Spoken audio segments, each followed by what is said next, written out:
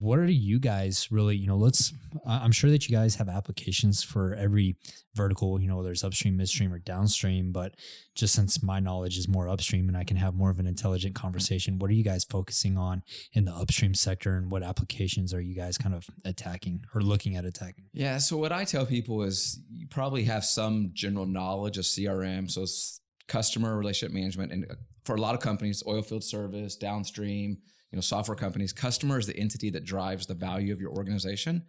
In upstream, that's not the case. So let's replace the C with what drives value in upstream: the supplier relationship, the landowner relationship, the asset, the contractor, the employee. So whenever I talk to customers, and a lot of times they're asking the same question: why are you here talking to me? We don't have customers.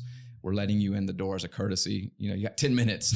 So I say, let's replace, anytime we say C, let's just think about suppliers, assets, employees, contracts, et cetera.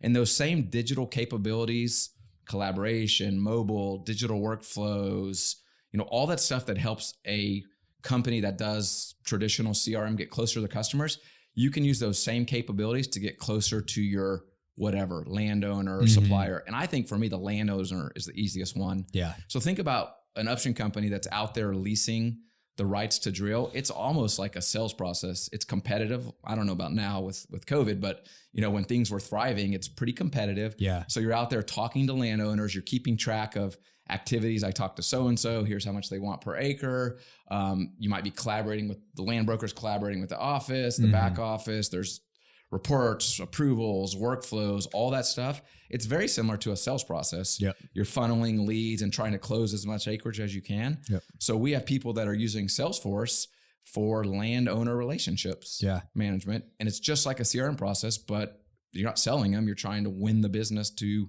buy their rights. Yeah. I mean, when you look at a CRM, it's managing people, right? Yeah. And in a land process, especially on mineral side, there's just not many edges that you can get from a business perspective. Right. You guys all have the same pool of people that you're attacking, but if you can improve those processes and workflows and make the deals happen faster, that's how you can get an edge. And it's funny because, I mean, you look at some big mineral funds, even just a couple of years ago, they weren't incorporating CRMs, and it's like, and you could be using something really simple off the shelf here. If you think back to the DRW episode, we were like, "Hey, what was your advantage?" And it was like, "I was using a CRM to manage deal flow." Yeah, and it's like, wait, that's your advantage. That's another one. So I work with one of the super majors, and I won't get too deep into who it is, but their commercial deal team.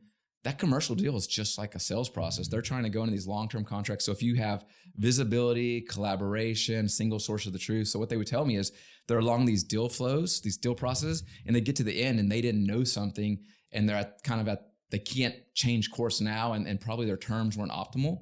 But if they would have known prior and had more visibility into the process, someone could have said, hey, if you're going to go in this kind of contract, you got to have this clause because we got burned before. But now there wasn't a unified single source of the truth where everyone, legal, supply and training, could review it. So they're actually using us for deal flow. Yeah. And they're using CRM for deal flow. And it's, I think if you get out of the successful mindset of, just thinking that it's only a sales tool and you flip your, I mean, for us at Wildcatters, we're raising capital right now from angel investors. Guess what? We use a CRM to track all of that. Do you use Salesforce? Right? No, we don't use. I was hoping to work on that. I was hoping you wouldn't ask me that question, so I didn't have to answer it on the spot. But